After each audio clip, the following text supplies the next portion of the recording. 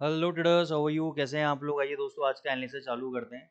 तो जैसा कि मैंने आपको कल बोला था कि भाई अगर डॉलर इंडेक्स ये लेवल को ब्रेक कर देता है तो ये 97.60 के लेवल को अप्रोच करेगा और उस लेवल को ये अप्रोच करने जा रहा है। तो अगर आप लोगों ने इस पॉइंट ऑफ व्यू को अगर आपने ट्रेड किया होगा तो डेफिनेटली आप लोग प्रॉफिट के अंदर 100% रहे होंगे। और आज भी अगर ये कल के लो को तोड़ देता है तो ये और ज़्यादा डेफिनेटली इस लेवल को अप्रोच करेगा। मैं कहता हूँ नहीं भी तोड़ता, थोड़ा सा ऊपर जाएगा तो भी ये नीचे 97.60 के लेवल तक आएगा। क्योंकि अभी आप इस बात को समझो कि जितने भी फंडामेंटल डेटा हैं, चाहे नॉन फार्म पेरोल डेटा है, अभी एज ऑफ नाउ हायरिंग बंद है, इस वजह से वो डेटा नेगेटिव आया था।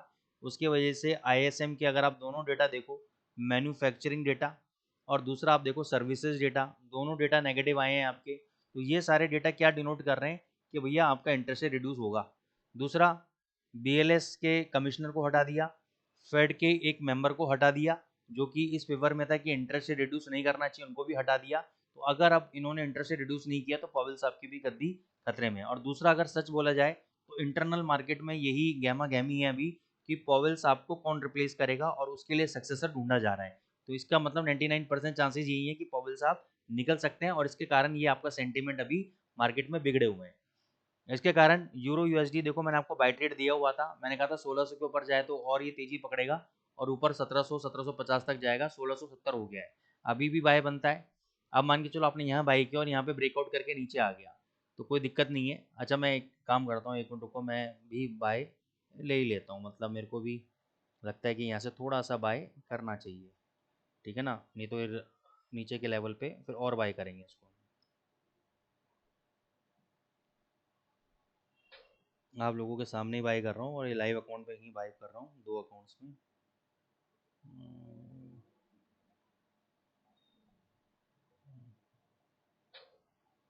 हाँ जी, तो बाय हो गया, ठीक है ना? अब नीचे अगर आएगा ये 1612 आ गया, 1620 आ गया तो मैं और बाय करूँगा। ये 1750 जाने के लिए रेडी बैठा हुआ है, ठीक है ना? फ्लैग पैटर्न बना हुआ है आपका। ऊपर से मैंने आपको बोला था जो सिटी बैंक जैसे जो बड़े दिग्गज बैंक्स हैं उन्होंने इसका टारगेट 1.200 का दे दिया है साल के एंड तक। तो ये ओवरऑल तेजी रहेगा आपका। जीबीपी यूएसडी 3307 के आसपास मैंने बोला था बाय कर लो, या 4 चल रहा था शायद, मैंने बोला 7 ले लेते हैं, चलो मैंने बोला था बाय कर लो। 3360 तक आएगा, प्रॉफिट मिला 50 पिप का कम से कम हमने प्रॉफिट बुक किया। अभी भी बाय ट्रेड बनता है, हालांकि यहाँ पे रजिस्टेंस ले रहा है। ये रजिस्टेंस एक बार ये प्रीवियस स्विंग हाई क्लियर कर देगा तो ये 3450 जाने के लिए रेडी बैठा हुआ है। आज बैंक ऑफ इंग्लैंड की मॉनेटरी पॉलिसी भी है। बैंक ऑफ इंग्लैंड की मॉनेटरी पॉलिसी क्या बताती है कि भैया हम इंटरेस्ट रेट रिड्यूस करेंगे, रिड्यूस करा इन्होंने तो ये 3320 तक और 3300 तक नीचे आएगा। नहीं तो अदरवाइज अगर वह इन्होंने रिड्यूस नहीं किया, होल्ड पर डाल दिया, तो ये 3450 भग जाएगा। तो मेरे हिसाब से तो ये होल्ड पर डालेंगे। आप एक बार बाय कर लेना जीबीपी यूएसडी को, क्योंकि वहाँ पे जो सीपीआई डेटा है वो इंक्रीज होकर आ रहा है।